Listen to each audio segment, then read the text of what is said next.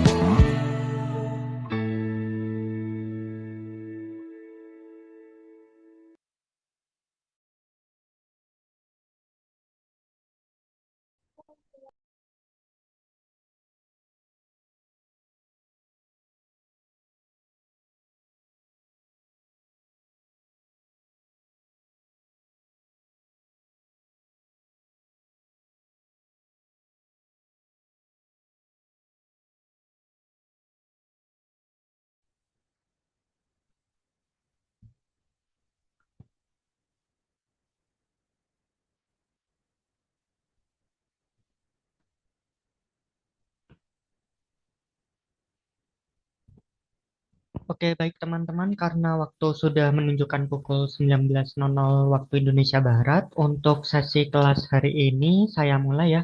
Sebelumnya, apakah suara saya terdengar dengan jelas? Oke, saya buka ya. Assalamualaikum warahmatullahi wabarakatuh. Selamat malam teman-teman semua. Gimana nih kabarnya? Semoga teman-teman sehat dan selalu diberikan perlindungan dimanapun teman-teman berada. Saya ucapkan selamat datang di live class Ukomnas PPDG Booster 1.0 batch Mei tahun 2026. Perkenalkan, saya Krisna yang akan memandu jalannya sesi live class pada malam hari ini. Dan live class pada malam hari ini kita akan membahas terkait dengan topik ilmu kedokteran gigi anak atau IKGA bersama Dr. Gigi Fatika. Namun, sebelum sesi kelas dimulai, izinkan saya membacakan beberapa aturan kelas pada malam hari ini. Yang pertama yaitu kelas akan dimulai pada hari ini pukul 19.00 waktu Indonesia Barat. Kedua, peserta diharapkan untuk menyalakan kamera jika tidak terdapat kendala. Nah, bagi teman-teman yang belum mengaktifkan kameranya, mungkin bisa diaktifkan terlebih dahulu. Dan juga jangan lupa di-mute ya. Nanti ketika mungkin Dokter Gigi Fatikah bertanya atau kami perkenankan untuk unmute, teman-teman bisa unmute. Kemudian yang ketiga yaitu sesi pertanyaan akan disediakan selama 4 menit untuk 3 buah pertanyaan. Kemudian untuk sesi pertanyaannya sendiri itu akan diberikan setelah pembahasan di soal nomor 10 dan juga 20. Kemudian bagi teman-teman yang ingin bertanya, teman-teman bisa mengetik pertanyaannya di kolom chat Zoom, serta teman-teman bisa menyertakan nama dan juga pertanyaan. Nanti pertanyaan yang terpilih akan dibacakan oleh moderator. Kemudian peserta tidak diperkenankan menyalakan mikrofon selama kelas berlangsung agar tidak mengganggu berjalannya kelas pada malam hari ini. Dan juga mungkin saya izin menambahkan informasi bahwasannya Enamat Indonesia sekarang sudah launching beberapa produk yang bisa membantu teman-teman dalam mempersiapkan CPT Ukomnas PPDG batch Mei nanti. Nah, yang pertama ini ada paket CBT Class Ukomnas PPDG batch Mei tahun 2026, di mana di paket ini teman-teman akan mendapatkan fasilitas yaitu berupa kelas online dengan Zoom Premium selama 27 hari, di mana 18 harinya itu kelas materi lengkap dan 9 harinya itu kelas pembahasan soal-soal. Kemudian teman-teman juga akan mendapatkan recording kelas, kemudian PDF materi ataupun PDF coretan dari tutor. Kemudian selain itu teman-teman juga akan mendapatkan free access tryout full premium bundling serta latihan soal harian baik itu di WhatsApp group dan juga di grup Telegram. Kemudian teman-teman juga bisa melakukan tanya jawab secara langsung kepada tutor-tutor Enamed di WhatsApp group. Untuk kelasnya sendiri itu akan dimulai di tanggal 23 Maret 2026 dengan biaya sebesar 998.000. Kemudian untuk paket CBT yang kedua, ini yaitu ada full premium bundling plus tryout UKMNAS PPDG batch Mei tahun 2026, di mana teman-teman akan mendapatkan fasilitas berupa lebih dari 3.600 soal UKMNAS PPDG yang telah dilengkapi pembahasannya baik itu dalam bentuk gambar, video, teks, mind map ataupun penjelasan-penjelasan singkat dari masing-masing option. Baik itu mungkin alasan salah dari masing-masing option tersebut. Kemudian teman-teman juga akan mendapatkan latihan soal harian di WhatsApp group ataupun di grup Telegram dan juga teman-teman akan mendapatkan free access tanya jawab dengan tutor Enamed melalui grup Q&A. Untuk biaya paket ini sebesar Rp199.000. Nah, bagi teman-teman yang ingin bertanya-tanya, teman-teman bisa menghubungi admin Enamed Indonesia melalui WhatsApp ataupun DM di Instagram Enamed Indonesia. Oke, mungkin itu ya penjelasan singkat dari saya dan juga beberapa aturan kelas pada malam hari ini. Untuk sesi selanjutnya, yaitu oh ya, ini ada pertanyaan dari Kak Jonathan. Kak, yang 998.000 itu udah termasuk yang paket 199.000 ya? Ya benar Kak, jadi yang paket 998.000 itu sudah free access paket 199.000. Jadi untuk teman-teman yang udah daftar paket CBT Class itu nggak perlu daftar paket full premium bundling karena itu sudah dapat aksesnya atau free access gitu. Oke, baik karena mungkin tidak ada pertanyaan lagi, saya lanjut ke sesi kelas pada malam hari ini bersama Dr. Gigi Fatika. Kepada Dr. Fatika, saya persilahkan. Terima kasih. Oke, makasih Kak Krisna. Assalamualaikum. Halo teman-teman, suaraku aman? Aman nggak Kak suaraku? Aman, Dok. Oke, kita baru ketemu pertama ya. Kenalin nama aku Fatika, biasanya dipanggilnya Iva. Di sini kita santai aja karena kita kan juga bakal jadi sejawat ya nanti. Hari ini kita bakal bahas materi IKGA ya. Mungkin karena ini kalian masih booster, jadi belum terlalu banyak ya materi yang kalian pelajari, jadi kita santai aja. Kalau mau sambil makan, mau sambil istirahat, mau sambil rebahan nggak apa-apa. Aku izin saya screen dulu ya guys. IKGA tuh sebenarnya nggak terlalu sulit kok guys. Dia tuh menurut aku topiknya salah satu yang paling sedikit dan materinya itu mepet-mepet aja sama departemen-departemen lain. Itu ya. Terus kalau tips dari aku ya, kalau UKMP itu sebenarnya eh,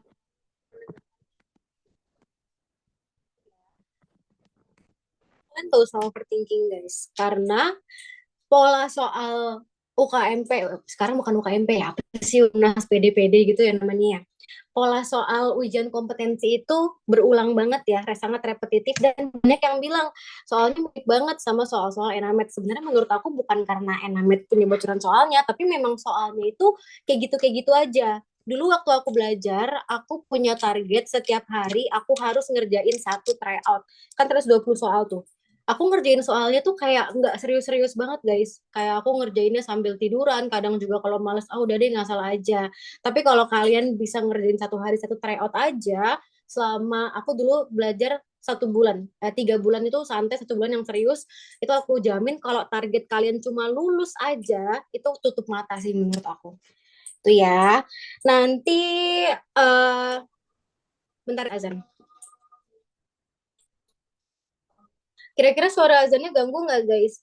Ini santai aja ya. Nanti kalau misalkan kalian mau komen-komen di chat, pokoknya santai aja. Kalau insecure, aku di kelas aku selalu ngebebasin untuk ganti nama jadi apapun bebas. Mau jadi kucing, mau jadi apa Saroni, bebas. Nah, yang penting kalian bisa apa ya mengutarakan pendapat kalian dengan lebih plong. Oke. Suara azannya ganggu nggak guys? Ganggu tidak.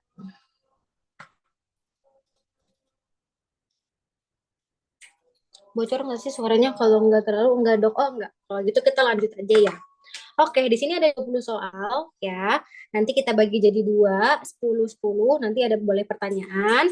Nanti aku pengen kalian coba jawab dulu. Ingat ya, kalau misalkan salah nggak apa-apa, santai aja, santai banget. Nanti coba tulis jawaban kalian di komentar, baru nanti kita bahas bareng-bareng. Oke, sama gini, karena ini kita bukan kelas CBT, nanti aku mungkin bahasnya nggak terlalu detail ya. Aku bakal ngasih tahu kalian inti-intinya aja, kata kuncinya. Karena untuk ngerjain soal ujian kompetensi, kata kunci itu penting banget, guys. Aku coba ini dulu ya, udah bisa. Oke, ini pointernya. Oke, aman. Oke, kita mulai dari soal pertama. Ingat ya, kalau ngerjain soal ujian kompetensi, biasain baca pertanyaannya dulu. Ya, jadi baca dulu. Apakah rencana perawatan untuk kasus di atas? Baru kalian baca. Oh, ada seorang anak laki-laki, bla bla bla bla bla bla. Gitu ya. Yuk, pemanasan yuk. Soal pertama nih, yang ditanya apa rencana perawatannya. Ada yang mau coba jawab? Ya, kata kuncinya tak kasih tahu. Lima giginya gigi sulung, vitalitasnya positif, perkusinya positif, belum resorpsi. Nih gampang banget. Oke, udah ada beberapa yang jawab nih. Ini aku seneng banget nih kalau udah ada yang jawab-jawab gini. Oke, udah banyak yang jawab ya. Oke, berarti ini pilihannya dominan kalau nggak full pack, full po. Ya, ntar ya, azannya dikit lagi selesai.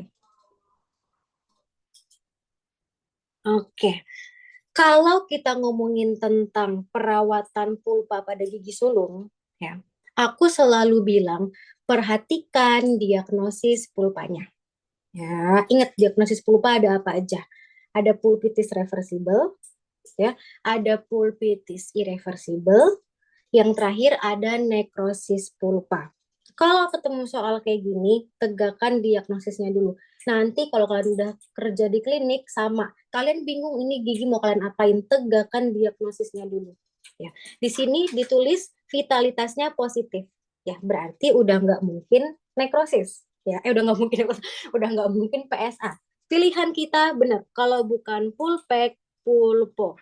Ya, nah pulpotomi itu hanya boleh dilakukan pada kasus pulpitis reversible. Ya, nih. Pada kasus pulpitis, terus apa sih? Pulpitis rever. Ya, kalau pulpektomi, ya pulpektomi itu sama banget guys kayak PSA.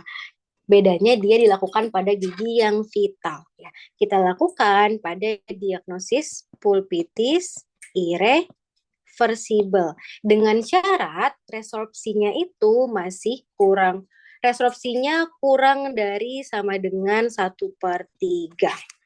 Nah, di soal disebutin vitalitasnya positif. Ya, tapi kita lihat di sini perkusinya positif. Berarti apa artinya? Ada lesi periapikal. Mungkin nggak pulpitis reversible. Nggak mungkin ya, berarti diagnosisnya adalah pulpitis irreversible. Jadi jawabannya yang benar adalah yang D. Kita pulpectomy. Ya. Kalau pulp capping, kita tidak melakukan pulp capping pada gigi sulung ya karena keberhasilannya itu uh, tidak baik ya kalau di textbooks pulp capping itu kita lakukannya pada gigi permanen. Walaupun mungkin ketika kita kerja di klinik, kita ada beberapa yang masih melakukan pulp capping ya pada anak-anak.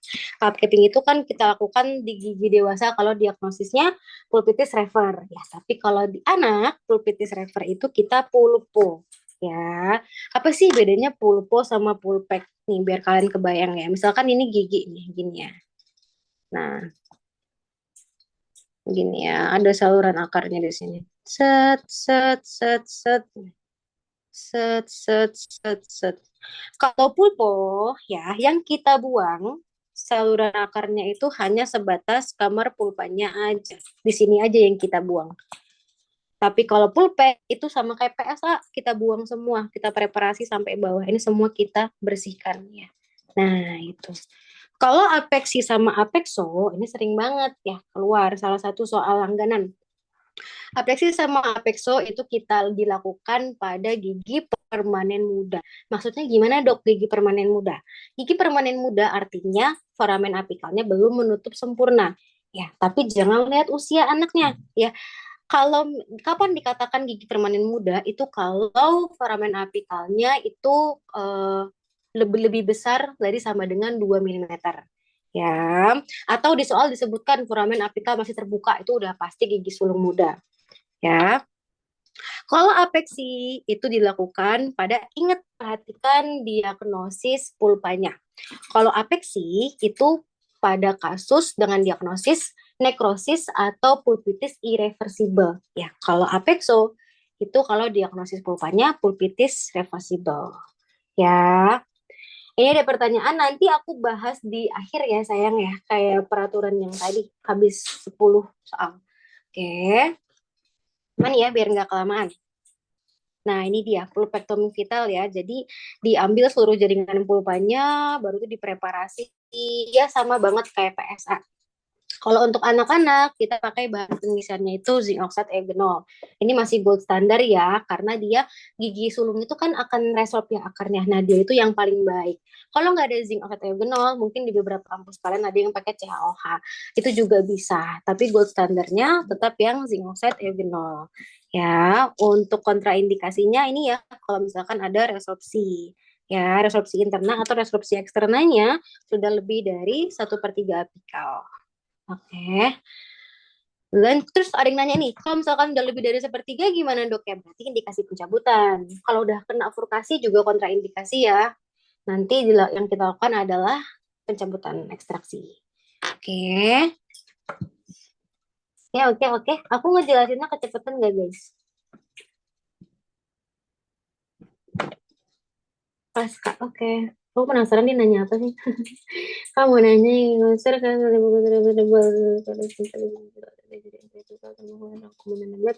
IKG itu penyebutan yang kedua yang benar yang mana ya? Oke, nanti aku bahas apa aku jawab di akhir ya. Yuk kita soal nomor 2 dulu. Apakah tindakan pertama perawatan gigi untuk penderita di atas? Ada yang mau coba tebak? Ada yang mau coba tebak jawabannya nomor 2 guys?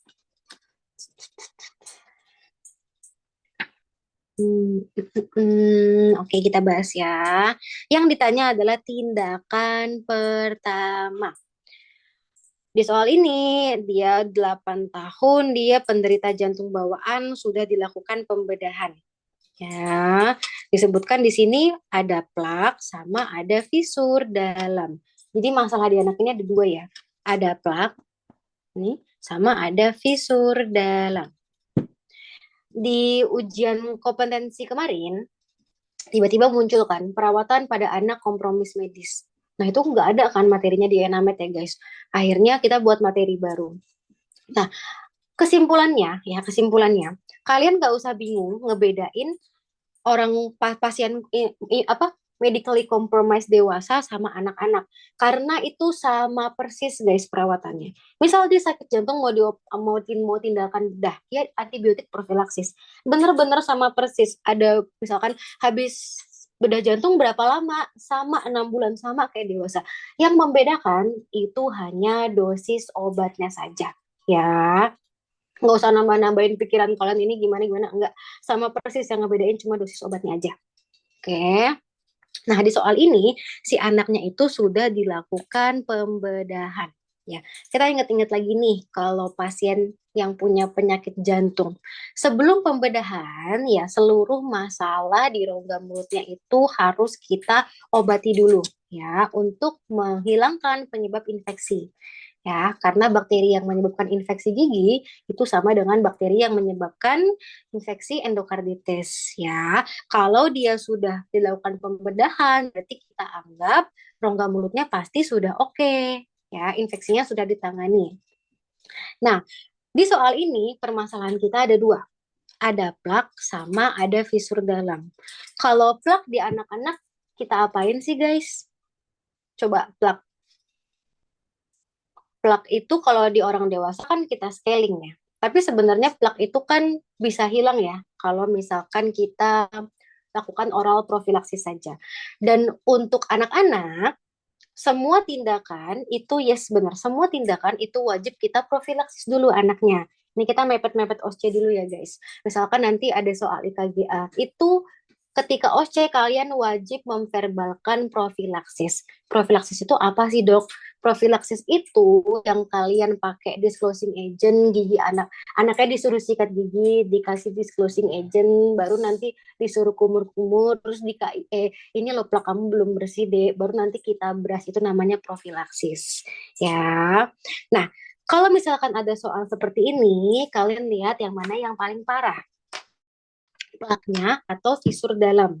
Ya, dan logikanya kalau misalkan kalian mau, kalau fisur dalam tindakannya apa dulu deh guys? Gampang. Apa nih? Yes, bener FS. Sebelum kita visur silent kan si anaknya udah otomatis kita profilaksis ya. Berarti untuk soal ini perawatan yang kita lakukan adalah kita lakukan visur silent. Ya, penambalan kan belum ada kavitas ya, berarti bukan penambalan. Peningkatan oral hygiene itu kalau semuanya sudah selesai ya. Berarti kita lakukan kalau visur dalamnya sudah kita PFS, sudah kita visur silent. Topikal anestesi apalagi lebih nggak nyambung ya. Pencegahan resin restoratif.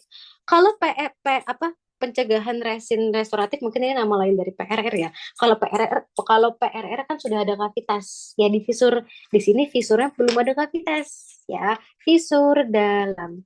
Jadi tindakannya adalah jawabannya adalah yang ah yang ayah belum ada yang tepat nih tebakannya, nggak apa-apa, it's okay, nice try, nice try. Kita coba lagi ya di soal selanjutnya. Oke. Nah, ini dia ya. Kalau visur silen, ingat di gigi sulung ya. Di gigi sulung itu kita tidak boleh melakukan restorasi dengan menggunakan resin komposit karena komponen hemanya itu si hema yang ada di bonding itu sifatnya toksik untuk pulpa anak. Jadi yang kita gunakan adalah kalau kita mau pakai resin, kita pakainya yang unfilled resin ya tanpa bonding. Jadi giginya dieksa baru langsung dikasih resin flowable atau kita bisa juga pakai GIC tipe 4 gitu ya. Oke. Lanjut soal nomor 3. Apakah diagnosis? Hmm, mulai serius nih soal ini. Saya ngambil minum bentar ya guys.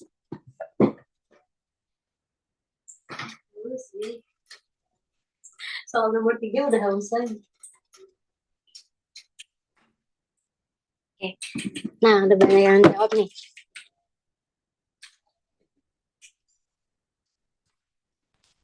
Salah satu soal yang kayaknya nggak akan ke-skip ya di IKGA itu adalah tentang odontogenesis. Ya, jadi ada apa aja sih tahapan pembentukan gigi?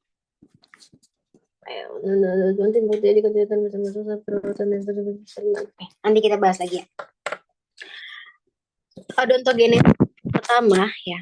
Kita bahas odontogenesis. Ini versi ngebut ya guys. Odontogenesisnya kalau enggak soalnya nanti kepanjangan. Yang pertama itu ada yang namanya tahap inisiasi. Ya, tahap inisiasi ini dia nama lainnya bud stage. Ya. Yang kedua ada proliferasi. Ya. Proliferasi ini namanya cap stage. Topi.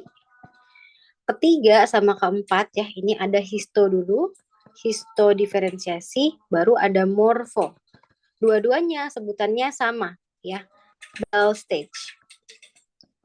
Bedanya kalau histo ini early bell ya, kalau morfo ini late bell atau advanced bell sama aja. Yang terakhir ada aposisi, baru nanti setelah aposisi baru erupsi. Kalau inisiasi ya, dia kalau karena kalian ingat, gampang ingatnya gini aja. Ketika awal gigi terbentuk, pasti yang terbentuk benihnya dulu dong. Nggak mungkin kan tiba-tiba pluk gitu ada gigi, ada akarnya, nggak mungkin, kan ada benihnya dulu. Ya, pada tahap inisiasi ini terbentuk benih giginya. Kalau misalkan benih giginya gagal terbentuk, berarti apa? Berarti jumlah giginya kurang. Ya, berarti kalau pada tahap inisiasi, kelainannya itu berhubungan dengan jumlah gigi. Ya, kalau proliferasi, kelainannya itu dia berhubungan dengan yang sifatnya distorsi. Contohnya, kayak ada dua gigi nyatu jadi satu, satu gigi ngebelah jadi dua, ya. Fusi, germinasi, ya, itu tahap proliferasi. Kalau histo, kalau aku gampang ingetnya histologi. Histologi itu kan kita melihat jaringan. Berarti yang mengalami kelainan itu adalah jaringannya, strukturnya, ya. Biasanya histo ini yang namanya aneh-aneh guys. Dentinogenesis imperfecta, amelogenesis imperfecta, ya tahap histo. Dan biasanya kelainan tahap histo ini bersifat genetik, ya semuanya genetik. Yang nggak genetik itu cuma satu, regional odontodysplasia. Yang lainnya sifatnya genetik. Ya, kalau morfologi itu kan artinya bentuk ya, bahasa ilmiah artinya bentuk. Berarti dia yang mengalami kelainan bentuk giginya. Contohnya giginya lebih besar, makro, giginya lebih kecil, mikro. Ya, kalau aposisi ya, itu dia pada tahap pematangan, kalsifikasi. Aposisi ini bentuk kelainannya sebenarnya mirip banget sama histo. Mirip banget ya, terutama amelogenesis imperfecta. Itu mirip banget. Yang ngebedain kata kuncinya ada satu. Kalau kelainan di histo, ya tadi dia sifatnya genetik. Kalau aposisi dia sifatnya nggak genetik. Karena kalau secara klinis ya mirip-mirip histo sama si aposisi kelainannya. Oke, kita bahas ya di soal ini udah banyak yang jawab. Kata kuncinya di sini, giginya berwarna kecoklatan. Terus disebutkan ayah kakaknya juga mengalami hal yang sama, berarti sifatnya genetik. Kalau udah sifatnya genetik, biasanya tuh nanti mengarahnya ke histo. Histo ada apa aja sih kelainan di histo? Ada amelogenesis imperfecta, ada dentinogenesis imperfecta, ada dentidysplasia, sama ada regional odontodysplasia. Ya, kata kuncinya di sini mahkotanya berwarna kecoklatan. Kalau kecoklatan udah nggak usah lalala popopo babi bu, itu udah khas banget punya. Bener ya jawaban kalian, amelogenesis imperfecta. Kalau dentinogenesis imperfecta, dia kata kuncinya nanti mahkotanya kalau nggak abu-abu ya, dia biru. Nah, pilihannya ini. Kalau amelo, dia warnanya kalau nggak kuning, ya kuning, dia coklat. Ya, nah kalau Turner dysplasia sama dentin dysplasia, kan. Kalau Turner hipoplasia sama enamel hipoplasia yang A sama C ya, ini kelainan pada tahap aposisi. Nah, ini ya, yang tadi aku bilang, dia secara klinis tampilannya mirip banget sama amelogenesis imperfecta. Yang ngebedain kalau Turner hipoplasia sama enamel hipoplasia itu dia tidak bersifat genetik. Ya, dia biasanya berkaitan dengan infeksi atau trauma. Ya, oke. Apa lagi ya? Kalau Turner bedanya apa Turner hipoplasia sama enamel hipoplasia? Kalau Turner hipoplasia ya dia itu terjadinya pada gigi permanen ya. Yang ngebedain cuma itu aja kok, cuma elemennya aja. Kalau enamel hipoplasia dia pada gigi sulung ya. Oke. Ini dia gambaran klinisnya kayak gini ya. Kalau kelainan pada struktur atau jaringan, udah pasti giginya nggak normal ya. Pasti giginya itu rapuh, nanti mahkotanya ada ceruk-ceruk, ada pit, ya. Tuh, oke. Lanjut ya, soal nomor 4. Nah, udah kita bahas tadi ya. Yuk, coba bisa inget nggak nih, mas 1 menit loh. Pada fase apa kelainan tersebut? 25 tahun. Kecoklatan. Ekstraoral tidak ada keluhan. Intraoral, hampir seluruh permukaan gigi berwarna kecoklatan. Pasti, oh ini udah ada diagnosisnya guys. Amelogenesis imperfecta. Ingat amelogenesis imperfecta berarti kelainan pada tahap struktur dan jaringan histo ya. Histo berarti masuknya yang Bell stage ya. Bener ya jawabannya yang D. Kenapa bukan yang advanced Bell stage? Kalau advanced Bell stage berarti apa guys tahapannya? Nah, tahapannya tadi baru dibahas. Habisnya, yes, benar-benar morfo ya. Morfologi berarti hubungannya sama bentuk ya. Makrodonsia, mikrodonsia, taurodonsia, peck shape, dens invaginatus, tuh morfo. Oke, gampang kan sebenarnya nggak banyak. Kalian belajarnya nggak usah terlalu mendalam, gini, nggak. Kata kuncinya aja guys, kalian hafalin. Nah ini ya, kelainan pada tahap histodiferensiasi ya, atau ada juga yang menyebut nama tahapannya itu Bell stage atau early Bell stage. Yang pertama ada amelogenesis imperfecta, tadi udah dibahas ya, giginya kata kuncinya kalau nggak kuning coklat ya, dia sifatnya genetik, ini khas banget. Ada juga dentinogenesis imperfecta yang tadi ya, dia kata kuncinya mahkotanya kalau nggak warnanya biru abu-abu ya. Kalau dentin displasia ya dia sifatnya genetik juga ya. Kata kuncinya dia mahkotanya normal ya, tapi akar giginya pendek ya, nih kayak gini. Nih akar giginya pendek. Kalau di soal paling paling sering nanti disebutin giginya goyang ya. Giginya goyang. Kalau regional odontoplasia, dia itu ciri khasnya namanya regional ya. Biasanya dia itu hanya terjadi pada satu regio, ya nggak lewat midline. Terus dia kata kuncinya ketika di ronsen ada tampakan ghost-like appearance. Oh, ya kayak gini dia. Oke, oke. Lanjut ya. Soal nomor 5. Yang ditanya, apakah radiodiagnosis?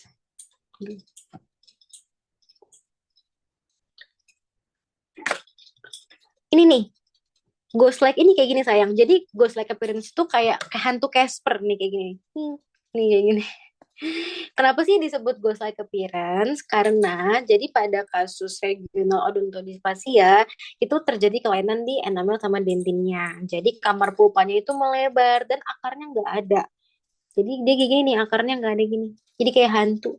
Ini sayang. Ini loh. Ini ini ghost like appearance. Nih kayak gini. Kan kayak Casper. Ini kan gigi normal, mana ya gigi normal? Ini gigi normal. Ini akarnya juga pendek sih sebenarnya, tapi ini kalau ghost like appearance tuh kayak gini. Oh lah, tapi nggak ada mata. Ya udah, tak tambahin mata. Nih, minta dikasih mata dong hantunya. Ya Allah. Udah, lanjut. Yang ditanya radio diagnosisnya gampang banget. Kata kuncinya akar gigi menyatu, udah gampang banget, nggak usah lapu-lapu, gampang banget. Gampang nih kalau yang ditanya diagnosisnya. Kalau yang ditanya kelainan pada tahap apa? Ada yang mau coba nggak? Tahap apa? Ada yang tahu nggak? Belum aku sebutin nih tadi. Diagnosisnya bener ya, konkresen. Aku ganti pertanyaannya, pada tahap apa? Yes, bener proliferasi. Ingat ya, yang yang berhubungan dengan distorsi, menyatu, gagal menyatu atau gagal membelah. Ya, ini giginya menyatu. Berarti pada tahap proliferasi. Bener ya? Ini semuanya kelainannya pada tahap proliferasi ya, dari A sampai D. Kalau dens invaginatus itu pada tahap morfo.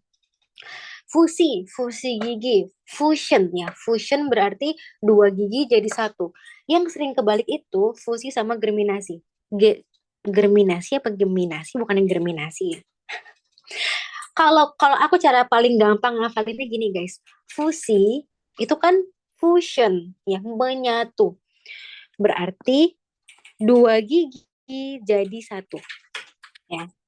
Kalau germinasi ya, itu dari satu gigi dia membelah menjadi dua. Karena kadang ditanya gini, berapa saluran akarnya? Kalau fusi, dia kan tadinya awalnya ada dua gigi ya, dua gigi jadi satu. Berarti kalau ditanya ada berapa saluran akarnya? Jawabannya ya ada dua, karena dia berasal dari dua gigi. Kalau germinasi, dia kan awalnya satu gigi. Dia membelah nih guys, jadi dua. Kalau ditanya, ada berapa saluran akarnya? Kan dia awalnya satu gigi. Berarti saluran akarnya ada satu. Gitu ya, gampang ya. Kalau di laserasi udahlah ya, di luar kepala ini udah gampang banget. Akar giginya bengkok. Ya, kalau dens invaginatus itu dia biasanya ada gambaran radiopak ya, menyerupai tonjol yang masuk ke dalam. Itu namanya dens invaginatus. Ya, jadi kayak ada epitel epitel enamel sama dentinnya itu dia masuk ke arah giginya. Itu ya. Nah, ini dia gambaran dari congrescens ya, penyatuan di bagian akar. Yang nyatu itu sementumnya ya, guys ya. Lanjut soal nomor 6. Apakah tahapan yang tepat untuk restorasi pada kasus tersebut? Restorasi yang dimaksud adalah SSC. Gampang ya soalnya. Ada yang mau coba jawab?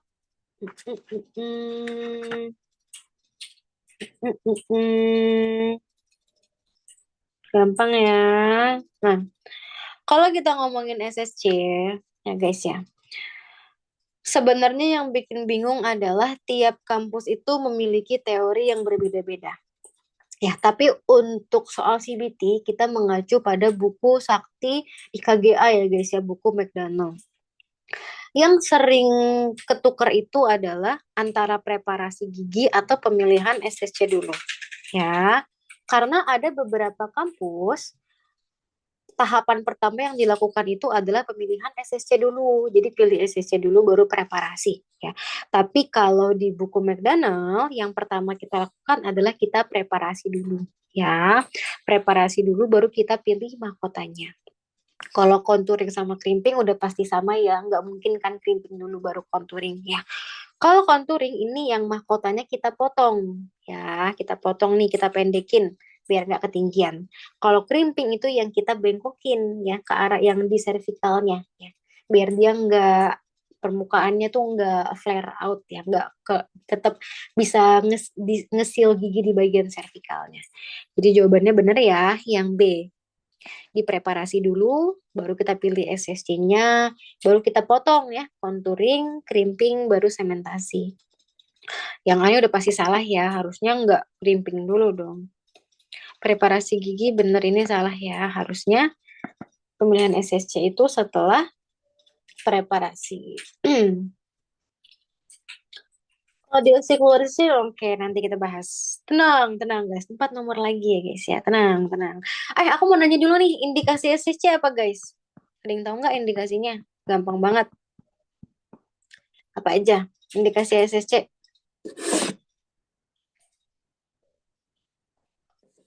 Wah, buruk. Hmm, iya, tapi nggak masuk kata kunci. Ada yang mau coba lagi? Karies yang meluas, bener. Karies yang meluas, berapa permukaan? After pull pack ya, sebenar. Post ini ya, post endo ya. Post endo udah pasti. Karies, yes benar. Karies lebih dari 2 permukaan ya guys ya. Kita pakainya SSC atau PCC kalau gigi anterior. Oke. Oke, oke, oke. Yes. Karies luas di posterior, di anterior juga bisa kok guys di SSC, cuma namanya beda ya, strip crown atau PCC namanya. Dok, tadi dimaksud 2 permukaan yang mana? 2 permukaan, gini, gigi ada permukaan apa aja sih guys? Mesial, distal, oklusal, fasial, labial, lingual ya. Kalau 2 permukaan ya berarti misalkan MOD, ya misalkan udah kena. Kalau misalkan kariesnya masih mesial oklusal masih bisa kita tambal kelas 2 gitu loh. Kalau udah lebih dari 2 kayak tadi MOD atau udah kena mesial, lingual, oklusal, nah itu udah indikasi SCC ya. Kalau dia kehilangan area proksimal masih bisa kayak tadi masih ada di bukal dan lingual. Kalau misalkan itu tadi patokannya bukan kehilangan di proksimal atau di mana ya guys. Lihat berapa permukaan yang udah hilang. Kalau lebih dari dua permukaan ya berarti DSCC. Kalau masih dua permukaan atau kurang dari dua permukaan ya berarti kita lakukan restorasi biasa. Tapi kalau proksimalnya hilang, misalkan proksimal, oklusal sama mesial mau DSCC ya bisa banget. Bisa banget. Masih ada dibuka lingual. Berarti MOD kan, yang maksud kamu MOD itu indikasi DSCC kok, Sam. Itu ya. Oke, oke, oke. Lanjut ya. Lanjut. Menjawab nggak? Sebenarnya harusnya pertanyaannya nanti ya, tapi kayak aku gatel banget pengen jawab ini. Oke, fokus. Soal nomor 7. Apakah desain space maintainer? Oke, kita mulai bahas SM nih. Ada yang mau coba jawab? Gampang ya. Kalau kita ngomongin tentang SM ya guys ya. SM itu ada beberapa jenis sih. SM itu ada fix ya, semi fix ya, sama ada removable. Sebenarnya intinya cuma ada tiga ini guys. Kalau kita ngomongin CBT ya, kalau misalkan ya dia kehilangan satu gigi ya pada satu regio, kita pakai yang semi fix ya. Ini satu gigi. Kalau dia kehilangan satu gigi. Kalau misalkan dia kehilangan lebih dari satu gigi per regio ya, berarti kita pakai kalau bukan fix ya, kita pakai removable. Kalau fix ya, untuk rahang atas itu ada transpalatal sama ada nens. Kalau rahang bawah kita pakainya itu lingual arch ya. Nah, kalau fix, kata kuncinya biasanya kita lakukan pada anak yang nggak koop. Ya, anaknya itu nggak koop. Biasanya anaknya ABK. Ya. Tapi kalau anaknya masih kooperatif, kita kasih yang removable aja. Ya, removable ini ada yang fungsional, sama ada yang non-fungsional. Yang ngebedain itu hanya di pontiknya aja. Ya. Kalau fungsional, berarti pakai pontik. Kalau non-fungsional, berarti nggak ada pontik giginya. Ya, nanti kalau kayaknya di sebelah ada soalnya deh. Kita lihat ya di soal ini. Yang hilang adalah gigi 84. Ya, gigi 84-nya hilang. Gigi 85-nya sudah di endo ya, ada perawatan pulpa. Berarti yang hilang berapa gigi? Satu gigi ya guys ya. Berarti yang kita pakai adalah semi fix.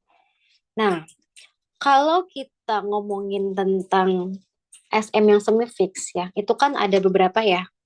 Yang pertama ada distal shoe, ada crown loop ya, crown loop, crown and loop sama bend and loop. Kalau misalkan kalian ketemu soal SM yang indikasinya itu semi fix, ingat ya kata kuncinya gigi abutment itu adalah gigi yang lebih posterior ya dari gigi yang hilang. Misalkan di soal ini disebutkan yang hilang gigi 84. Berarti yang akan jadi abutment itu adalah gigi 85. Nih ya, gigi 85. Oke, syarat gigi di posteriornya itu boleh menjadi gigi abutment adalah dia sudah erupsi sempurna. Ya, ini kan giginya udah pasti udah erupsi sempurna ya umurnya 8 tahun. Berarti pilihan kita adalah crown and loop atau bend and loop. Karena kalau distal shoe ya itu pada kasus free end ya. Kalau di gigi posteriornya itu belum erupsi kah atau erupsinya belum sempurna kah ya. Berarti kita pakainya distal shoe. Di soal ini pilihan kita kalau bukan crown and loop ya atau bend and loop. Kalau crown and loop ya kata kuncinya itu kita lakukan pada gigi yang ada kariesnya atau gigi yang sudah mendapatkan perawatan pulpa. Kalau kariesnya cuma di oklusal aja gimana dok? Tetap pakai crown and loop. Sekecil apapun kariesnya itu indikasi kita pakai crown and loop. Ya, kalau bend and loop itu pada gigi sehat ya, pada gigi yang tidak ada kariesnya. Ini kan gigi 85-nya mau udah di endo nih. Berarti ya jawabannya udah jelas ya. Jawabannya adalah yang B, crown and loop. Oke, mungkin masih pada bingung ya kalau ngomongin SMK. Aduh banyak banget tuh. Ini ada banyak memang. Tapi nanti seiring berjalannya kalian ngerjain soal lama-lama kalian hafal kata kuncinya kok. Lama-lama tutup mata sendiri ngerjain soal kayak gini. Ya, nah ini ya gambarnya ya crown and loop kayak gini. Jadi dia kayak SSC guys, kayak SSC tapi ada ininya, ada space maintainernya. Nih kayak gini. Kalau bend and loop itu dia cuma gini aja, di sekeliling kayak gini. Nih kayak ada kalungnya nanti giginya gini, ting ting gitu. Ini bend and loop. Oke ya. Kalau distal shoe indikasinya apa dok? Maaf tadi kelewatan. Kalau distal shoe itu indikasinya untuk apabila gigi abutmentnya itu belum erupsi atau belum erupsi sempurna ya. Ingat tadi udah aku jelasin gigi abutment syarat-syaratnya dia sudah harus erupsi sempurna ya. Misalkan yang hilang gigi 5, misalkan gigi ini hilang. Gigi enamnya belum erupsi sempurna, masih erupsi sebagian. Kalian pakai distal shoe. Kenapa nggak pakai gigi 4 dok? Kan gigi empatnya udah erupsi. Ingat, gigi abutment adalah gigi di posteriornya, ya, bukan gigi di anteriornya. Indikasi azam itu kurang lebihnya space maintainer. Oh iya gini. Jadi space maintainer itu dia ada dua jenis ya guys ya. Ada space maintainer aktif sama space maintainer pasif. Kalau misalkan dia kekurangan ruangnya masih kurang dari sama dengan 2 mm, kalian masih boleh pakai space maintainer pasif ya. Kalian kasih space maintainer aktif itu kalau kurang ruangnya sudah lebih dari 2 mm. Oke. Gimana dok kalau misalkan udah kurang ruang? Ya berarti nanti pakai scoop ekspansi untuk ngebesarin ruangnya. Itu ya. Dok, space maintainer bisa di gigi anterior bisa banget. Kalau misalkan si anaknya gigi anteriornya hilang, nanti dipakein biasanya yang removable. Nanti ada pontiknya. Jadi sekalian dia sebagai space maintainer sekalian untuk estetika si anaknya. Itu. Mm-mm. Dok, vinyet awal bilangnya kiri yang dicabut, terus klinisnya bilang 84 hilang. Ini maksud sama apa beneran kiri hilang dok? Enggak, ini tipe deh kayak soalnya. Ini udah soal tipe tahunan guys, harusnya ini kanan. Maaf ya. Ini soal dari kemarin-kemarin salah terus kanan kirinya. Ini soal bilang kiri bawah belakang betul yang belum tumbuh pengganti tidak masuk ke desain LM. Ini yang tadi aku bilang ya ini salah tulis harus ini gigi kanan maaf ya. Tapi ya. Kalau yang hilang gigi 85 berarti gigi M1-nya belum tumbuh juga dok. Kalau kalian lihat usianya dong. Kalau misalkan gigi M1 kan tumbuhnya usia 6 tahun udah tumbuh ya guys. Biasanya kalau 8 tahun sih udah tumbuh. Atau kalau misalkan dia mengarah ke misalkan yang 85 yang hilang. Biasanya di soal nanti disebutkan gigi 46 sudah erupsi sempurna. Gigi 46 masih erupsi sebagian. Gigi 46 belum menembus tulang alveolar. Soal UKMP itu nggak akan bikin kalian bingung guys. Pasti di soal akan dikasih tahu keterangannya. Oke. Jadi nggak usah panik ya. Oke, oke, oke.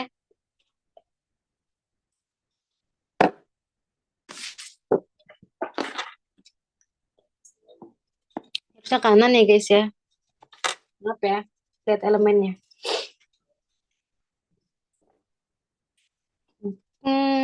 Lanjut ya.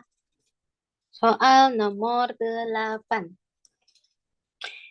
Apakah penyebab diastema? Oke, kita ngomongin physiological space. Lihat ya usia anaknya 9 tahun. Ada yang mau coba jawab? Gampang. Lihat usia anaknya. Ya. Oke, kita bahas ya. Jadi pada anak-anak itu ada yang disebut dengan ruang fisiologis atau physiological space ya, di mana ada diastema, ada ruang space yang memang dia normal. Ya, yang pertama ada yang disebut dengan primate space ya. Kalau primate space ya dia bisa terjadi pada usia 4 sampai 5 tahun. Ya, kalau di rahang atas biasanya dia ada celah di antara gigi incisifus lateral sama caninus. Ya, kalau di rahang bawah ya dia biasanya ada celah antara caninus sama gigi molarnya dia. Ya, terus ada juga multiple diastema ya atau developmental space. Nggak ada di sini ya. Kalau developmental space itu biasanya terjadi pada fase gigi sulung lengkap. Ya, jadi biasanya usianya itu 5 sampai 6 tahun. Waktu gigi sulung dia semuanya baru tumbuh lengkap. Jadi tujuan ada celah di gigi anak itu adalah untuk mempersiapkan gigi permanen erupsi di mana gigi permanen ini lebih besar ya guys daripada gigi sulung. Makanya biasanya kalau anak-anak nggak punya developmental space, dia nggak ada multiple diastemanya, kita bisa prediksi kalau giginya di masa depan akan crowding, gitu ya. Selanjutnya ada leeway space ini ya. Kayaknya kurang satu menit. Leeway space itu adalah jadi gini, gigi ketik nanti gigi anak itu kan ada gigi C, M1, M2. Gigi caninus M1, M2 ini nanti akan digantikan oleh gigi caninus P1, P2 ya.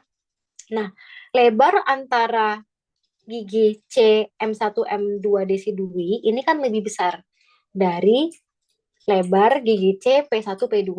Nah, selisih ini yang disebut dengan leeway space ya. Jadi celah bukan celah sih guys, selisih. Ini selisih ya. Selisih C DM1, DM2, D ini desidui ya. Desidui dan C P1, P2. Nah, ini ya, itu leeway space. Oke. Kalau ugly duckling stage, ini sering banget ya keluar. Jadi, ugly duckling stage ini adalah kondisi di mana dia terjadi karena gigi C, gigi caninus ini kan dia erupsinya lama ya guys. Dia paling lama gigi C atas. Dia menekan distal dari gigi incisivus lateral. Sehingga giginya ini akan seakan-akan terlihat maju. Ya kayak bebek ugly duckling stage. Jadi gigi incisifusnya itu miring ke distal ya. Ciri-cirinya apa? Nanti giginya kelihatan ada diastema sentral ya, inklinasi incisifusnya ke arah distal dan dia biasa terjadi pada usia 8 sampai 12 tahun atau 9 sampai 12 tahun ya. Kalau freeway space sama harusnya ini interocclusal space ya. Kalian pasti udah tahu ya di prosto udah dibahas ya jarak antara rahang atas dan rahang bawah ketika posisi istirahat. Ya. Nah, di soal nih, anaknya usia 9 tahun. Oh, udah tahu nih mau ngarah kemana. Ya, usia 9 tahun, ada diastema ya, ada diastema pada gigi 12, 11, 21, 22. Nah, ini ya kata kuncinya kemiringan ke arah distal ya. Berarti udah jelas banget ya jawabannya adalah yang C. Ugly duckling stage. Oke, nah ini ya. Kalau ditanya nih perawatannya apa? Perawatannya kita observasi aja ya guys sampai gigi caninus permanen atasnya erupsi sekitar usia 13, 12, 13 tahun.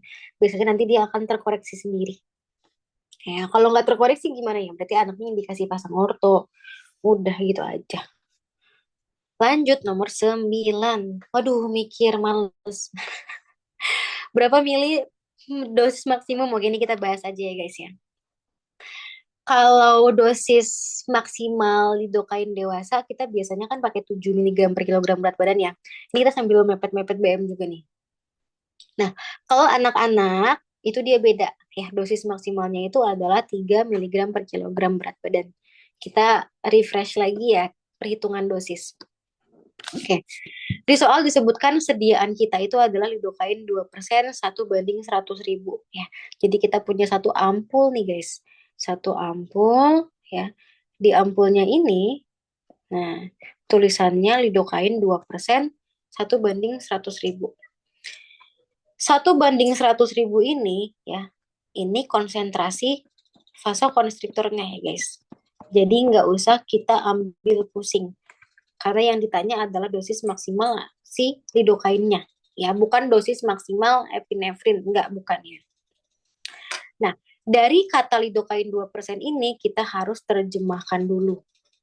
Lidokain 2% artinya dalam setiap 100 mili larutan terdapat 2 gram lidokain. Ini tafsirnya. Kalau aku biasa ngafalinnya lidokain 2%. Persen itu kan artinya per 100 ya. Persen itu kan 1/100 artinya. Ya berarti bawahnya 100 mililiter. Nggak mungkin liter kan. Nggak, gimana coba dalam satu ampul sekecil jari kelingking itu mau kalian kasih 1 liter kan nggak mungkin. Nggak masuk akal ya. Jadi mililiter. Satuan lidokainnya adalah 2 gram. Karena satuannya beda, kita samain dulu ya. Jadi 200 miligram per 100 mililiter ya. Kita sederhanakan ya, dapat deh 20 miligram per mililiter. Artinya, dalam setiap mililiter ya, dalam setiap mililiter larutan, 1 mili larutan, itu ada 20 miligram lidokain. Satu ampul ini ya, isinya kan ada 2 mili ya. Satu botol ini isinya ada 2 mili guys. Sementara perhitungan kita masih dalam bentuk per mili, per 1 mili. Berarti kalau 2 mili berapa kandungan lidokainnya? Ya tinggal dikali 2 ya. Dapat deh 40 miligram. Jadi dalam satu ampul ini guys, isinya itu ada 40 miligram lidokain. Gitu ya. Nah, sekarang kita hitung dosis maksimalnya. Dosis maksimal anak 3 miligram per kilogram berat badan. Ya, berat anaknya 22 kilogram. Ya tinggal dikali aja dosis maksimalnya. 3 dikali 22. Kita dapat nih, si anak ini bisa kita kasih 66 miligram lidokain sampai dia koit. Gitu ya guys ya. Nah, di soal ini yang ditanya satuannya adalah mili. Gimana dok cara ngubah jadi mili? Nih ya, kita udah punya keterangan dalam satu ampul itu ada 40 miligram. Berarti kita ubah dulu. Ya, kita bisa kasih si anak ini berapa ampul. Ya, dari 66 miligram kita bagi 40. Dapat deh 1,65 ampul. Ya, jadi 2 ampul kurang. Kita ubah ke dalam mililiter. Satu ampul kan isinya ada 2 mili. Tinggal dikali aja. 1,65 kali 2 mili. Dapat deh 3,3 mili dosis maksimal anaknya. Jadi jawabannya adalah yang E. Karena nggak ada pilihan 3,3 mili. Ya, jadi kita pilih jawaban yang paling besar aja. Gitu ya. Ini berlaku untuk perhitungan dosis dewasa juga ya guys. Jadi kalian udah punya ini ya, udah punya memori tentang hitung dosis ya. Bedanya kalau dewasa dosisnya 7 miligram per kilogram berat badan. Ya, aman ya. Kok nggak C dok? Oh iya bener ini lebih besar ya. 2,5 mili. Iya bener harusnya harusnya jawabannya 2,5. Iya bener bener bener bener bener. C paling gede dok. Iya bener-bener. Ini salah, ini bener, ini salah, ini salah. Jawabannya yang C. Bener guys. Sip, mantep banget. Udah teliti. Gitu ya. Oke. Makasih ya guys. 1 banding 100.000 itu nggak ada gunanya ya Kak di perhitungan. Kalau yang ditanya dosis maksimumnya enggak. Kecuali yang ditanya itu epinefrinnya. Di sini kan yang ditanya bukan epinefrinnya. Ya. Oke, oke, oke. Nanti kita bahas di BM ya, kalau yang dosis epinefrinnya.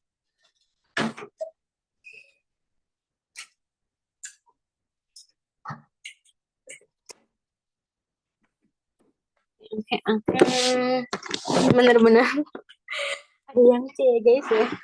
Mentang-mentang lihat depannya 2 aja, tiba-tiba 2,6 mili. Oke. Lanjut ya, soal nomor 10 guys. Habis itu kita istirahat. Apakah diagnosis anomalai? Anomalai apa guys? Gampang banget guys. Bentar, ini soalnya terlalu gampang guys. Aku mau nanya dulu. Kalau yang berhubungan dengan jumlah gigi berarti kelainannya pada fase apa? Pada fase inisiasi atau nama lainnya bud stage. Yes, bener ya guys ya. Nah, kelainan pada fase inisiasi ya itu ada yang sebutannya pasti kalian sering dengar kan di klinik agenesis. Kalau nggak ada benih kita nyebutnya agenesis. Itu hati-hati ya guys, karena agenesis itu bukan diagnosis. Kalau yang ditanya diagnosis ya, itu pilihannya ada 3.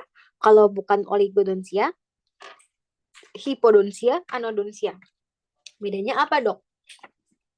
Kalau oligodontia itu dia benihnya yang nggak ada lebih dari sama dengan 6. Ya, kalau lebih dari 6. Kalau hipodontia dia kurang dari 6. Kalau anodontia semuanya nggak ada benihnya. Sama halnya kayak supernumerary ya. Supernumerary itu kan sebutannya kalau ada gigi tambahan. Tapi supernumerary itu adalah kondisi di mana adanya gigi berlebih. Kalau diagnosisnya itu mesiodens, laterodens, paramolar, parapremolar. Ya, ingat ya guys ya. Oke, nah kita hitung nih di soal ini.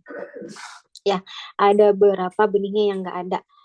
Kalau kita ngomongin benih nggak ada, gigi M3 nggak kita hitung ya guys ya. Yang pertama, gigi molar harusnya ada dua yang nggak ada nih sebelahnya. Berarti satu, ya, dua, ya. Ini gigi I1, I2, C, P1, P2-nya nggak ada, ya. I1, I2, C, P1, P3-nya nggak ada. 4. Ini nggak ada benihnya nih. Ini giginya gigi sulung nih, gigi kecil banget nih. 5, 6. Ah, udah. Nggak usah kita hitung lagi, udah jelas ya. Jawabannya adalah oligodontia, lebih dari 6 gigi. Lebih dari sama dengan 6 gigi ya guys ya. Gampang ya. Oke, 10 soal. Aku scroll ke atas dulu ya guys. Pertanyaan tadi. Di sini kita lanjut 10 soal lagi ya. Duh, banyak banget chatnya nih. Terus baca dari atas lagi. Kamu tanya Dexit aja, itu kayak konser kah seperti pulpitis reversibel atau penyebutannya seperti karies mencapai pulpa vital disertai jaringan periapikal dan makanya dalam kuman lambat dari sekali seperti kedua. Yang namanya diagnosis pulpa itu di mana-mana sama ya guys ya. Kalau misalkan di anak ada juga kok diagnosis pulpitis reversibel, pulpitis irreversibel. Justru kalau karies mencapai pulpa itu kan sebenarnya lebih ke ini ya, apa sih namanya? Deskripsi lesi si kariesnya. Ya, kalau misalkan dia kariesnya memang masih apa di enamel ya berarti karies enamel. Nanti kalau udah dalam karies dentin tanpa insensitif dentin, karies dentin dengan insensitif dentin. Kalau si anaknya udah mengeluhkan ngilu ketika makan ya pulpitis reversibel. Kalau si anaknya giginya udah nyut-nyutan, vitalitasnya masih positif ya pulpitis irreversibel. Itu ya. Ada lagi nih tadi dengan nanya, dok bukannya kalau EPS dulu nanti bakteri kan jadi rentan bisa masuk saat perawatan EPS ke pit dan visur dan dalam dan bisa karies sekunder jika tidak ditekan dokter. Nah, tadi udah aku jelasin ya, Jonathan dengerin. Sebelum semua tindakan pada anak, kita lakukan apa dulu? Profilaksis dulu. Di soal tadi, si anaknya ada plak. Ingat, plak itu bukan kalkulus ya. Dia masih lembek, dia masih bisa hilang kalau kita profilaksis. Kalau kita brush dulu. Jadi kalau sebelum kita pit dan visur silen kan si plak anaknya juga udah kita hilangin. Udah kita profilaksis. Ya, jadi udah sepaket di situ. Oke, morfologi.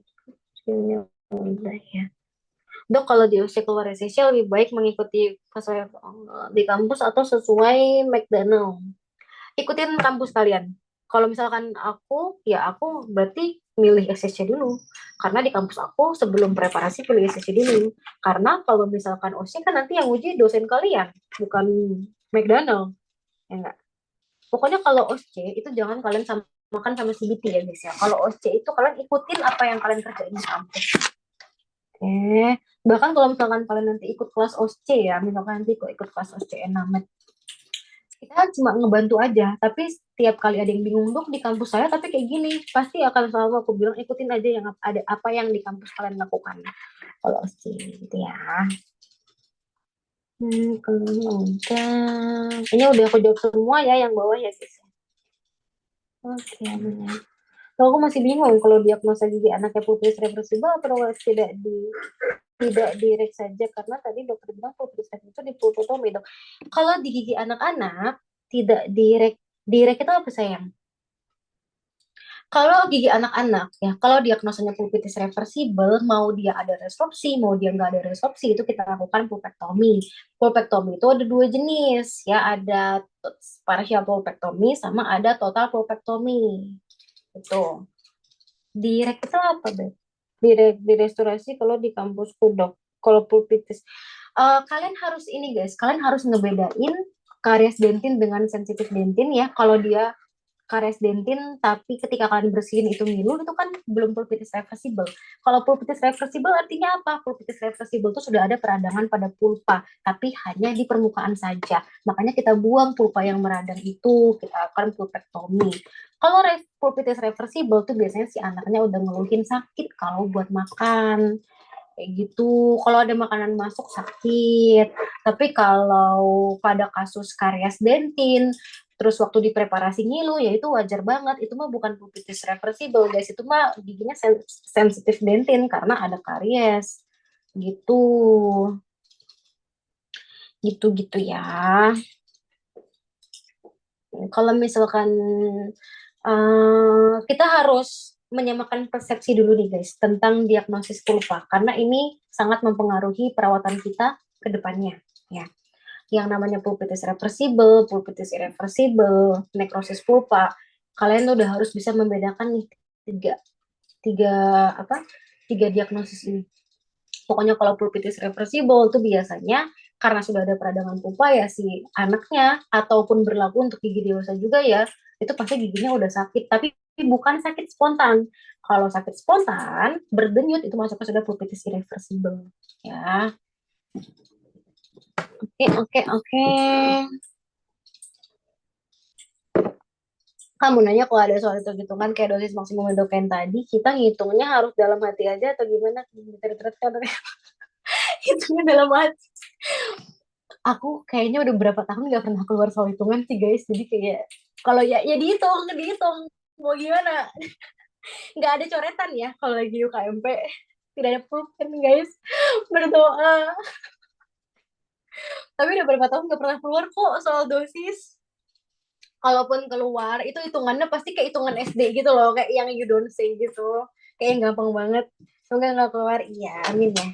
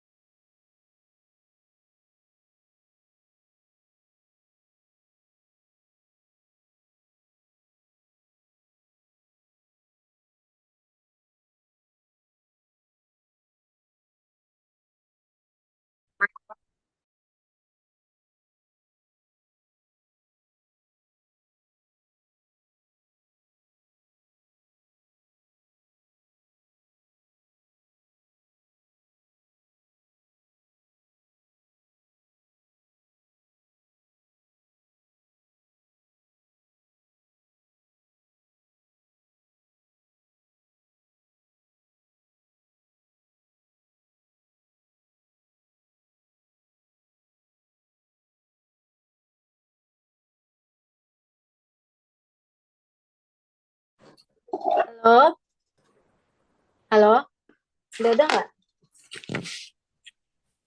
Sudah muncul dok suaranya. Oh ya, oke, oke, oke, oke. You cannot share screen while the other participant is sharing. Siapa yang share screen ini? Nggak ada nggak sih? Bentar guys. Oh udah bisa. Cari guys. iPad udah mau meledak guys. Seperti otak kita nggak sih guys? Nah lanjut ya. Kayak ada yang mau nanya lagi? Tadi tadi sampai mana ya hilang? Oh ini. Yang diagnosis oligo sama hipo ya. Yang dihitung itu adalah kalau benih gigi ya berarti contohnya kayak gini nih. Ya, gigi ini kan gigi sulung nih, giginya kecil banget ya. Lihat dong di atasnya, ada benihnya nggak? Oh nggak ada, berarti nggak ada benihnya satu, dua, ya gitu. Kalau gigi permanen ya nggak dihitung, kecuali kalau misalkan gigi, karena benih gigi itu kan berarti artinya gigi permanen gitu loh guys. Berarti dia nggak masuk. Kalau misalkan di sini nggak ada gigi caninus ya berarti nggak ada benihnya. Itu sama gigi M3 itu nggak dihitung ya guys. Oke, oke. Lanjut ya guys ya, biar kita cepet istirahat ya. Nanti di akhir kita tanya-tanya lagi ya. Sekarang kita lanjut nomor 11. Mana pensil iPad aku yang ini? Apakah tipe GIC yang tepat untuk kasus tersebut? Nah, udah pada lupa ya guys ya. Anaknya 10 tahun, gigi bawahnya berlubang, sakit nih kalau kemasukan makanan, intraoral, gigi 46, karies dentin, vitalitas positif, perkusi, tekanan negatif. Sebenarnya kalau udah sakit kemasukan makanan sih harusnya nggak langsung kita restorasi ya guys ya. Tapi di soal ini kebetulan pertanyaannya tipe GIC apa? Ya udah berarti kita jawab aja. Oh, di sini disebutin dikasih liner pada gigi tersebut. Ya ampun guys, aku tergocek guys, elemennya gigi 46. Ya ampun, sorry guys ya. Berarti mau kita kasih indirect pop capping nih. Berarti mau kita kasih liner. Tipe berapa ya? Ada yang mau coba nebak nggak? Masih inget nggak? Ya isi tipe-tipenya. JIC tipe 3. Ya benernya ini ya dia tipe-tipe ya. Tipe satu luting sama sementasi. Misalkan kalian mau sementasi crown itu pakainya tipe satu. Tipe 2 restorasi ya. Yang pertama untuk anterior, yang kedua buat posterior. Ini sebenarnya dental material nggak sih guys? Kayak ya Allah. Tipe 3 lining atau base. Nah, kalau untuk anak-anak ya kita pakainya itu yang tipe 9 ya buat gigi desidui. Tapi biasanya misalkan kalian nanti OSC ya, nggak semua kampus tuh menyediakan JC tipe 9. Kalau nggak ada, kalian pakai JC tipe 2 juga nggak apa-apa. Ya, jadi untuk anak-anak nggak harus banget kok pakai JC tipe 9. JC tipe 2 juga boleh. Gitu ya. Kalau buat yang visur silen tipe 4. Ya. Kenapa beda? Karena biasanya konsistensinya berbeda, guys. Kalau visur silen nih biasanya nanti lebih cair konsistensinya biar dia bisa masuk ke sela-sela visurnya. Kandungannya apa aja yang beda? Nggak tahu. Nanti tanya ke dokter Jonathan ya, dental material. Oke, lanjut ya. Soal bonus tadi ya. Nomor 12. Apakah teknik anestesi giginya goyang derajat 2 persistensi? Berarti harus kita cabut ya guys ya. Jangan jawab observasi, enggak giginya udah persistensi.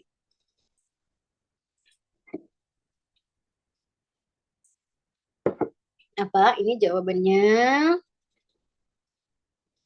kalau goyang derajat 2 udah pasti bukan indikasi CE ya, udah pasti bukan indikasi topikal. Kalau topikal itu sebenarnya ya guys, kalau di buku McDonald anestesi topikal itu hanya sebagai tambahan ya. Tapi ada juga beberapa literatur yang mengatakan kalau dia goyang derajat 3 ya pakainya topikal ya. Ciri-cirinya gimana? Kalau goyang derajat 3 sudah lebih dari 2 milimeter dan dia sudah ada kegoyangan ke arah oklusal ya. Dia bisa di giginya bisa didorong ke bawah gitu. Itu goyang derajat 3. Kenapa jawabannya bukan infiltrasi, bukan lingual? Karena ada jawaban yang lebih tepat. Benar ya, jawabannya topikal gel kemudian infiltrasi ya. Jadi sebelum kita lakukan infiltrasi ya, itu kita kasih anestesi, kita kasih benzokain dulu, kita kasih topikal gel dulu, baru kita infil gitu ya. Wah ini udah mulai nyenggol-nyenggol ke skala Frankel. Nanti kita bahas ya di belakang ya. Nah, ini dia ya. Kalau anestesi topikal itu eh, kita berikan bisa untuk pencabutan tapi dengan syarat dia udah fluktuasi derajat 3 ya, udah D3 atau kita gunakan sebagai anestesi tambahan. Kalau misalkan nih di soal ini pilihannya infiltrasi, bukalingual, etil, topikal, kalian jawab infiltrasi benar, tapi di soal ini ada jawaban yang lebih tepat ya. Dikasih topikal dulu baru dilakukan infiltrasi gitu ya. Untuk anak-anak, anestesi lokalnya bisa kita lakukan infiltrasi, intraligamen, atau di blok juga bisa sesuai dengan kasusnya. Kapan kita lakukan anestesi blok di anak-anak? Itu kalau kita mau melakukan multiple ekstraksi, ya, atau kita mau cabut gigi M1, kita mau cabut gigi M1, ya, karena biasanya kalau infiltrasi aja itu masih sakit di anaknya. Nah, yang sering keluar tuh bukan itu, guys. Yang sering keluar adalah apa yang membedakan teknik blok anestesi pada orang dewasa dan pada anak-anak. Ada yang tahu nggak yang ngebedain apa?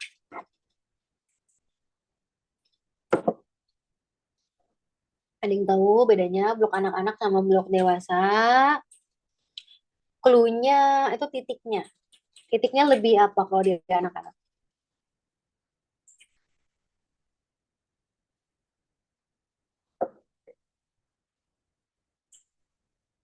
Anak lebih bawah dan posterior, dok. Yes, bener ya. Untuk anak-anak itu dia titiknya lebih inferior, ya, lebih ke bawah. Karena kalau kita mau anestesi blok nih, terutama kalau kita pakainya metode Fisher ya guys ya. Target kita itu apa sih? Target kita itu adalah foramen mandibula, ya. Pada anak-anak mandibulanya itu belum fully develop. Ya, jadi muka anak-anak tuh kan masih kecil ya, masih pendek. Jadi ramus mandibulanya juga lebih kecil. Nah, jadi titiknya tuh lebih inferior. Nanti seiring dia tumbuh dewasa, nanti biasanya rahangnya juga memanjang ya, ramusnya jadi semakin panjang, lama-lama nanti jadi pas ya, apa sih ngomongnya, jadi normal, bukan normal sih, jadi seperti patokan kita kalau ngeblok pakai teknik Fisher gitu ya. Patokannya di coronoid notch, berarti kalau anak-anak di kebawahin dikit ya, kira-kira aja. Oke, lanjut ya, nomor 13. Nah, ini nih klasifikasi Frankel.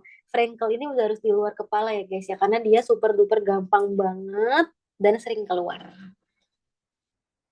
Kata kuncinya di sini, anaknya patuh duduk di kursi gigi dan dia memperhatikan dokternya dengan waspada. Nih, gampang ya, Frankel. Ada yang mau menebak? Adok, yes, gampang ya, skala Frankel. Skala Frankel itu ada 4 ya. Satu, dua, tiga, empat. Dari yang paling negatif sampai sangat positif. Yang pertama, sangat negatif. Atau bahasa Inggrisnya definitely negatif. Yang skala 4 sama ya, definitely positif. Nah, skala 1 dan 2, si anaknya ini nggak bisa kita kasih perawatan, guys. Skala 3 dan 4, anaknya bisa kita kasih perawatan. Ya. Kata kuncinya apa? Kalau sangat negatif, definitely negatif, itu kata kuncinya si anak menolak perawatan secara verbal. Secara verbal dia menolak. Ya. Biasanya anaknya itu nangis, meronta-ronta, membantah, ya nggak mau. Kalau negatif, si anaknya ini menolak perawatan, tapi tidak secara verbal ya. Biasanya anaknya ini GTM guys, nggak mau buka mulut. Makanya kita nggak bisa rawat dong, gimana orang anaknya udah GTM, kan? Kalau 3 sama 4 ini udah bisa nih kita lakukan perawatan. Ini salah ya ininya apa? Oh ini bener kok, 3. Kata kuncinya, kalau definitely positif, si anaknya itu menikmati perawatan. Ya, dia mempercayai dokternya, dia bahagia, ya. Kalau positif, si anaknya ini mau dirawat, tapi dia eh, waspada. Ya. Biasanya si anaknya ini memperhatikan gerak-gerik dokternya. Ya, nih mana ya? Tidak menolak, berhati-hati ya. Dia ngeliatin pergerakan dokternya. Ya, jadi karena si anaknya ini patuh sama dokternya tapi dia waspada nih, dia waspada, jadi masuknya ke skala Frankel yang 3 ya. Gampang ya skala Frankel ini. Kalau keluar soal ini, keluar soal bonus berarti ya guys ya udah pasti 100 ya. Nah, SM lagi nih, soal nomor 14. Apa pilihan alat untuk kasus tersebut? Yang hilang 55, 54, 65, 64. Berarti lebih dari 1 gigi per regio. Berarti nggak mungkin kita kasih semi fix ya. Berarti ini salah, salah, salah. Nah, udah aku kasih clue-nya. Gigi rahang atas, gampang banget pilihannya. Kalau nggak C, udah jelas banget ya. Ini udah kalau sampai ada jawab yang aku pukul loh. Ini udah ada lingualnya di sini. Gampang ya, jawabannya yang C. Sebenarnya Nance Holding sama Lingual Arts ini kan dia masuknya ke fix ya. Di soal ini nggak disebutkan ya si anaknya ini kooperatif atau enggak. Karena di soal ini pilihannya memang cuma ada fix ya, berarti kita pilih yang fix ya. Tapi kalau misalkan nanti digabung, ada fix sama removable, kalian cari ya di clue di soalnya. Dia kooperatif atau enggak. Kalau kooperatif, kalian kasih removable aja ya. Jangan kasih yang fix. Oke. Nah, soal-soal UKMP tuh kayak gini, guys. Pasti kalian overthinking kan? Gimana dok kalau misalkan nanti di soal ada keluar semi fix sama ada semi fix, ada keluar fix sama removable, pilih yang mana? Kan sama-sama lebih dari satu gigi per permukaan. Insya Allah nggak akan keluar guys soal kayak gitu. Kalaupun keluar di soal pasti nanti akan dikasih tahu clue-nya. Ya, anaknya kooperatif atau enggak, anak berkebutuhan khusus ya udah pasti pakainya yang fix dong. Gitu ya. Oke. Aman ya, space maintainer ya udah keluar dua soal nih. Udah bisa dah nanti kalau keluar soal lagi ya.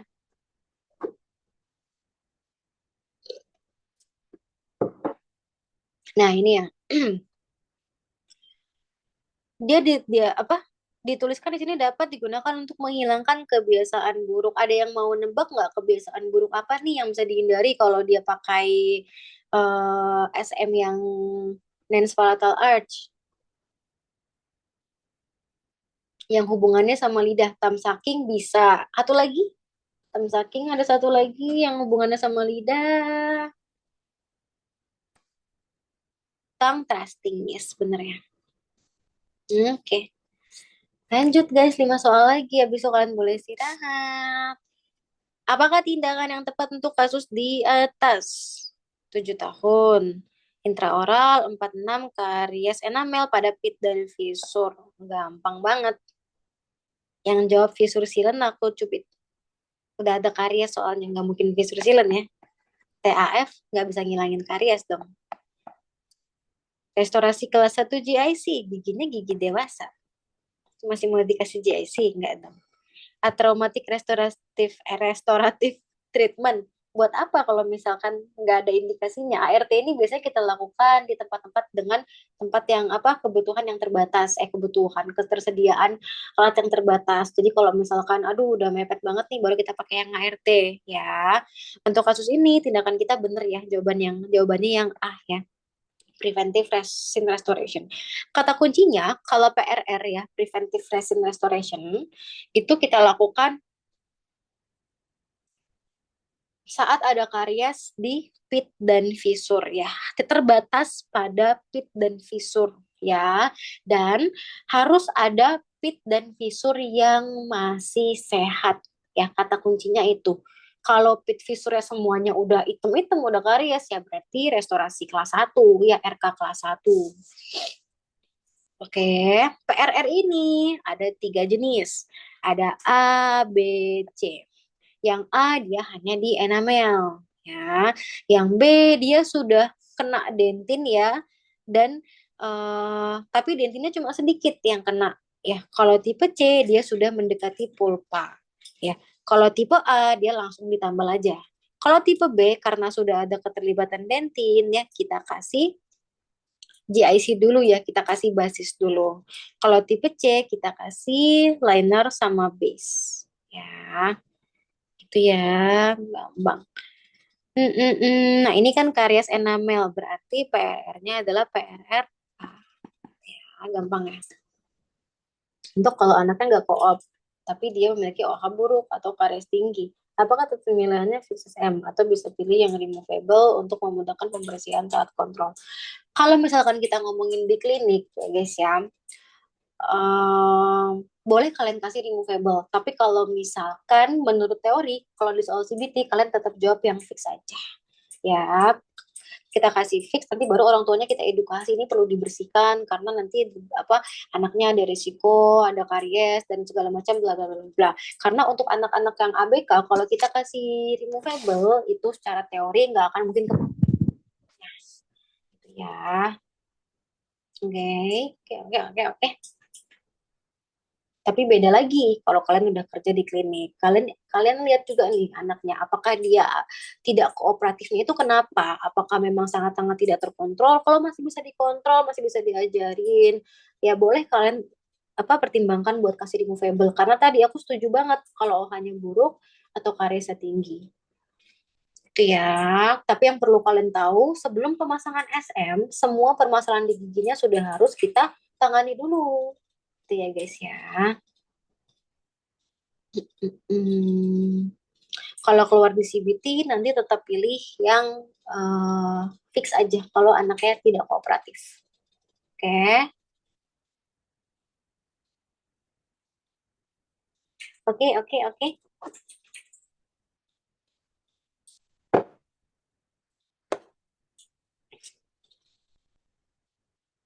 Oke, lanjut ya. Gampang nih skala Frankel.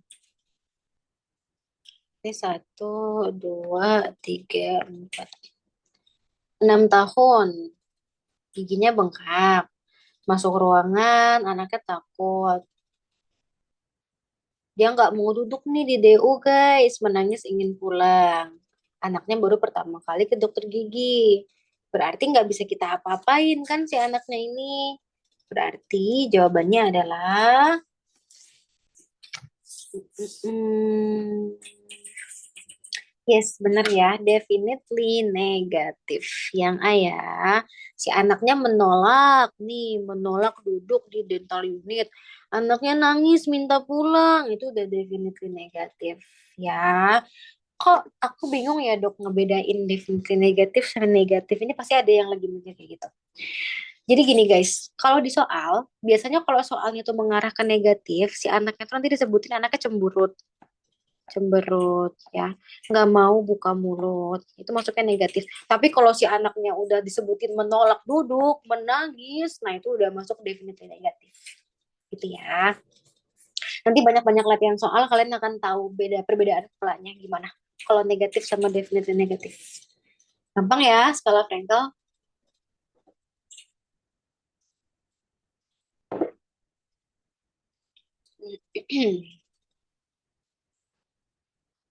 Nomor 17. Apakah perbedaan antara functional space maintainer dan non-functional? Tadi udah aku bahas nih. Ini kenapa SM keluar terus ya? Ini gampang banget guys soal bonus. Jenis cangkolan yang digunakan. Cangkolan. Cangkolan ini apa sih cangkolan? Coba pertanyaannya aku ganti ya. Kalau functional space maintainer ini berarti dia termasuk jenis apa nih? SM yang apa? Fix kah? Semi fix kah? Removable kah? Yes, bener removable ya. Removable tuh ada dua ya, ada functional sama non-functional. Kalau functional itu yang membedakan adalah ada pontik ya. Nah, jawabannya benar yang B, guys. Kapan sih dok kita pakai pontik, kapan enggak? Yang pertama, kita lihat keterlibatan anteriornya. Kalau misalkan anteriornya ada gigi yang prematur loss, kita kasih pontik. Tujuannya buat apa? Ya sekalian untuk sebagai protesa si anaknya ya. Jadi protesa di anak itu bisa juga digunakan sebagai space maintenance. Nah, yang kedua kita lihat apakah ruangnya cukup. Kalau misalkan si anaknya itu kekurangan ruangnya sudah lebih dari 2 mm, ruangnya sudah sempit ya jangan kita kasih kontik. Nggak cukup. Dilihat pertumbuhan benih gigi juga nggak dok. Kalau misalkan giginya itu sudah menembus tulang alveolar berarti udah nggak indikasi SM sayang. Kalau pertumbuhan gigi dengan pontik nggak ada hubungannya ya. Selama dia kalau misalkan masih butuh SM berarti giginya belum menembus tulang alveolar. Kalau sudah menembus tulang alveolar, SM-nya nggak usah kita pakai lagi, udah gitu aja. Karena giginya udah mau keluar. Gitu ya. Oke, oke, oke. Hmm, gampang ya. Nah, ini dia ya perbedaannya. Kalau fungsional tuh dia ada pontiknya. Kalau non fungsional dia cuma gini doang nih. Biasanya pada kasus-kasus space maintainer yang aktif ya, nanti di sini dikasih sekrup nih biasanya gini. Ting. Nah, di sini dikasih sekrup biar ruangnya digedein. Gitu. Atau bisa juga sekrupnya di tengah sini. Nah, di tengah sini dikasih sekrup bisa. Banyak ya desainnya ya kalau space maintainer aktif. Gitu ya guys ya. Dua soal lagi, ayo. Apakah rencana perawatan untuk kasus di atas? Oke, kita bahas perawatan pulpa. 12 tahun. Gigi belakang sakit sejak 3 hari yang lalu. Jangan ada yang jawab pulpo ya. 46 karies, gambaran radiografis, karies mendekati pulpa, ada selapis tipis dentin. Oke, ada yang mau coba jawab? Yes, bener ya, jawabannya pap capping. Kan gigi sulung nggak boleh di pap capping, lihat elemen giginya gigi 46. Oke, ini hati-hati ya.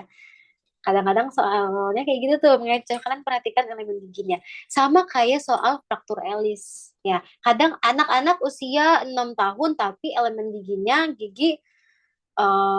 elemen giginya gigi 6 tahun. Gak mungkin 8 tahun deh. Anaknya 8 tahun tapi elemennya satu-satu. Terus kan udah at least kelas 9. Nah, lihat dulu elemen giginya.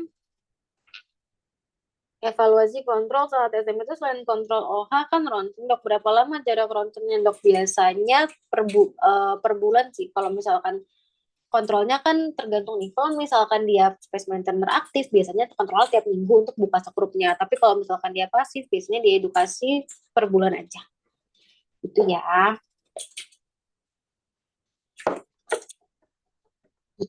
Tapi biasanya nggak tiap bulan kita ronsen. Biasanya tiap bulan itu kita kontrol untuk ngelihat apakah SM-nya dipakai atau enggak, kebersihan mulutnya gimana. Biasanya kita ronsen itu kalau udah mendekati waktu erupsi aja.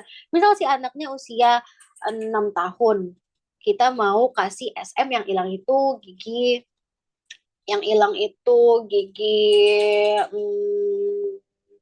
ini deh, gigi 4 kan usia 9 sampai 10 tahun ya. Berarti kita ronsennya yang deket-deket giginya mau erupsi aja. Jangan tiap bulan kita ronsen sih anaknya, nanti yang ada osteoradionekrosis guys. Nggak separah itu sih. Cuma ya kasihan dong paparannya berlebihan. Di ronsennya pas deket-deket waktu erupsi aja ya.